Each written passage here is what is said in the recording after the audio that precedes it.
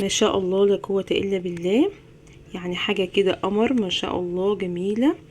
يلا بقى قومي اعمليها ودفي بيتك بيها، هتعجبك جدا في الجو الساقع ده بقى مع كوباية شاي. يعني بصراحة حاجة حلوة قوي قوي.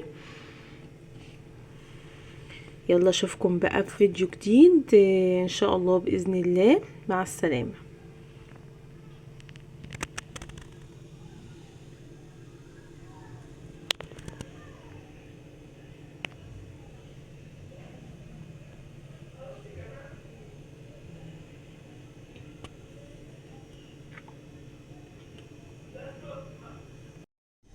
ما تيجي نعمل بقى حاجة حلوة بكوباية عسل واحدة وبيضة وشوف هيطلع لنا ايه في النهاية. يلا معايا شوفوا وصفتي واعرفوا مقاديرها معايا واحدة واحدة، وان شاء الله تعجبكم وتجربوها. انا هعمل دلوقتي كوكيز بالعسل الاسود. انا عندي كوباية عسل اسود كده، بس انا هحط عليها معلقتين من السكر قدامكم كده. لو انت عايزة تعمليها عسل بس براحتك خالص، لو انت عايزه تعمليها نص عسل ونص سكر برضو براحتك جدا. يعني مش هحدد لك حاجه معينه. لو عايزه تعمليها سكر بس من غير عسل اسود اعمليها، بس انا عايزه اقول لك ان هي بالعسل الاسود هتديها طعم حلو ولون جميل وفوائد لا حصر لها. فانت اعمليها بالعسل الاسود وشوفي نتيجتها ايه. كده خلاص حطينا العسل مع السكر كده. حطينا العسل ده مع السكر زي ما قلت لكم. ممكن تعملي عسل بس او ممكن تعملي سكر بس العسل بيديها قيمه غذائيه عاليه. هحط بيضه واحده كده، بيضه واحده كده معاها رشه فانيليا. طبعا يعني اساسي البيض مع الفانيليا عشان الريحه. بس كده هنقلبهم كده مع بعض بالشكل ده كده.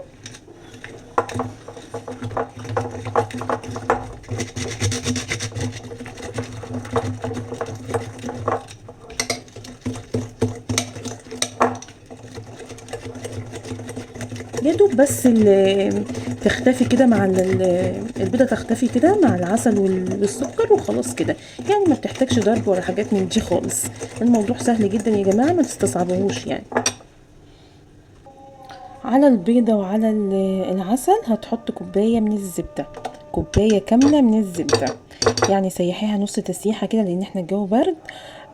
علشان ما تدوخكيش يعني في العجن وكده، عشان ما بتفكش بسرعه. فهي نص تسيحه كده بس وخلاص. ماشي. وهنضرب كده يا دوب كده. هندمج بس كده العسل كده. يا دوب بس كده هندمج العسل مع السمنه مع البيض مع الزبده مع البيض. عايزه تستبدليه بسمنه عادي، نص سمنه ونص زبده عادي. بس يا دوب كده يعني ضربتين كده على الماشي بالمضرب وخلاص على كده.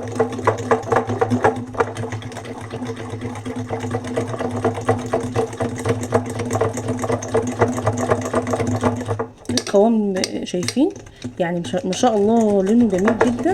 هيخلي لون الكوكيز معاكي حلوه قوي. هو المقدار بياخد 3 كوبايات من الدقيق، 3 كوبايات ونص من الدقيق. حطي كوبايه كوبايه وشوفي القوام بتاعك عامل ازاي، علشان ايه الدقيق بيختلف يا جماعه عن بعضه. فما اقدرش احكم يعني على الكميه ديت هتاخد دقيق قد ايه الصراحه. يعني انا هحط معاكم واحده واحده كده ونشوف الدنيا فيها ايه. ادي اول واحده. يعني هي اللي هتفرق معايا هي التالتة اللي هي النص الاخير. يعني انا كده كده هحط ال3 كوبايات. يعني انا كده حطيت واحدة وادي التانية بالشكل ده كده.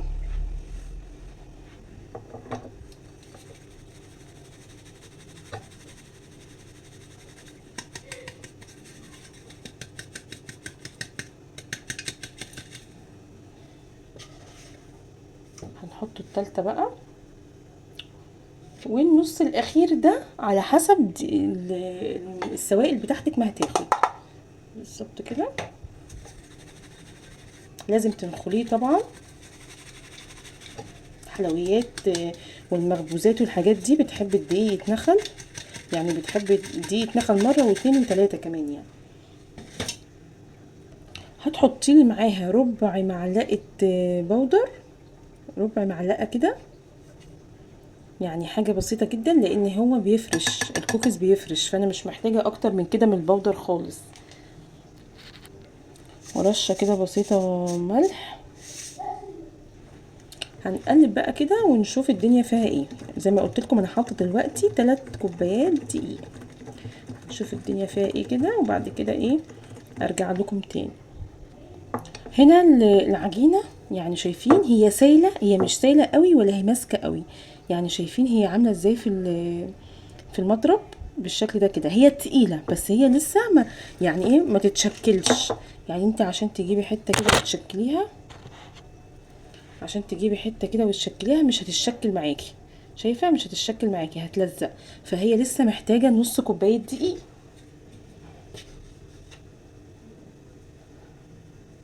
هي كده محتاجه نص كوبايه ان شاء الله. يعني النص ده يظبطها باذن الله بالشكل ده كده.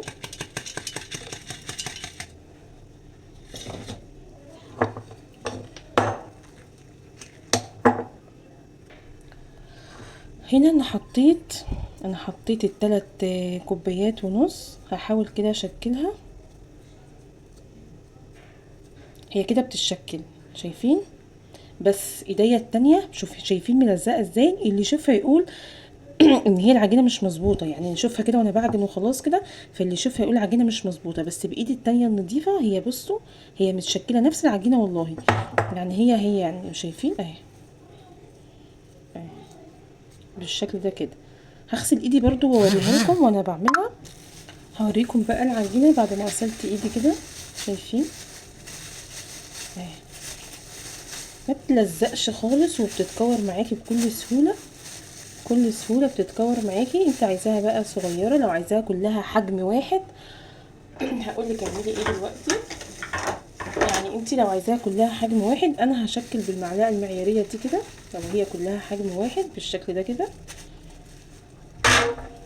هتطلع معاكي حجم واحد. لو انت عايزاها حجم واحد وعندك بقى ايه طاقه ان انت تقعدي كده تشكليها بالشكل ده كده.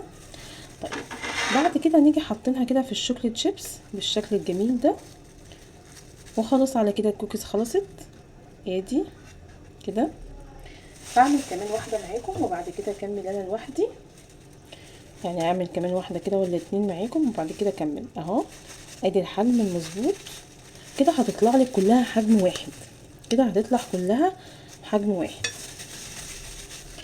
لو انت بقى ما بتحبيش الحاجه منسقه وكده وتطلع زي ما تطلع فانت اعمليها بايدك كده وخلاص. ادي كده يعني حاولي تلزقي كده وتثبتيها عليها كده وما تضغطيش عليها جامد علشان الكوكيز بتفرش، هتفرش منك برضو بالشكل ده كده. يعني انت ما تزنقيش برضو علشان هي بتفرش. دي الكميه اللي عملتها بالشوكليت شيبس. فاضل لسه كميه من غير، هعملها برضو معاكم من غير شوكليت شيبس عشان تشوفوا ان هي مش فارقه كتير. يعني هي مجرد تزيين وكل حاجه وبتديها طعم برضو حلو. بس اللي ما عندوش مفيش مشكله يا جماعه، يعني اللي عندكم اتصرفوا بيه. خلاص كده الكميه خلصت. شايفين حلاوتها وجمالها. هو المقدار ده يعني جه على قد الصينيه ديت، يعني ناقص الكام واحده دول. الصينيه دي كبيره على فكره مش صغيره، يعني ده مقاسها كام و40 يعني كبيره ما شاء الله. انتي بقى لو حابه تعملي اكتر زودي الكميه. يعني انتي لو حابه تعملي مقدار اكبر زودي المقادير. يعني حطي بيضتين وسبع كوبايات دقيق، كوبايتين سمنه او زبده، كوبايتين عسل اسود. واهم حاجه ما تقليش في البودر لان هي ما بتحبش البودر الكتير. يعني حاجه بسيطه كده تديها يعني ايه خفه كده، يعني تحس ان هي خفيفه معاكي مش مكتومه. بس احنا مش عايزينها طبعا تعلى شبه الكيك ولا الحاجات دي. هدخلها معاكم الفرن على درجة حرارة 180 ولمدة 10 دقايق. لان هي الكوكيز بتاعتي صغيرة مقاس صغير، لو انتي هتعمليها كبيرة هتاخد معاكي ربع ساعة بالظبط. وهدخلها معاكم وهشوف النتيجة في الاخر. شايفين بقى جماله وطعمته عامل ازاي. بس انا طبعا مش هعرف احركه دلوقتي خالص لما ينشف كده ويبرد خالص عشان ما يتهرش في ايدي. بس يعني بوريكم بس هو كان طالع من الفرن عامل ازاي. زي ما قلت لكم هو فرش شويه، فرش شويه بس مش كتير، يعني ده الحجم المعروف للكوكيز يعني. فانصحكم يعني ما تكبروهوش عن كده، عن المقاس ده. هنا هوريكم هنا كده، ديت انا حاولت اطلعها كده، حاولت اطلعها بالشكل ده. انا عايزه يعني انا عايزه يبقى بالشكل ده كده، يعني انا عايزه حماره من تحت ولونه يبقى بالشكل الجميل ده. بس هو طبعا سخن جدا، فانا هسيبه لغايه ما يبرد واوريه لكم بقى. خلاص كده انا طلعتها طلعت الكوكيز من الصينيه بالشكل ده كده. شايفين الحلاوه يا جماعه؟ ما شاء الله لا قوه الا بالله. ماسكه نفسها جدا وحلوه قوي. افتحها لكم كده. هي لسه برضو سخنه، يعني هي لسه ما بردتش قوي، بس انا بفتحها معاكم كده اوريها لكم. لسه ما بردتش قوي. شايفين؟ حلو جدا، حلو جدا وطعمه حلو قوي. حلو قوي، طعم العسل حلو قوي وباين فيه، ومغذي جدا جدا. بتمنى بقى لو عجبتكم الوصفه تجربوها وتقولي رايكم فيها ايه. وتاكدوا يا جماعه لما بديكم وصفه بديها لكم يعني مكوناتها مظبوطه جدا، وبعملها مره واتنين علشان اتاكد طبعا من المكونات. فبتمنى ان شاء الله تعجبكم وتنولوا رضاكم. وهنا برضو اللي هو الساده، الساده حلو قوي.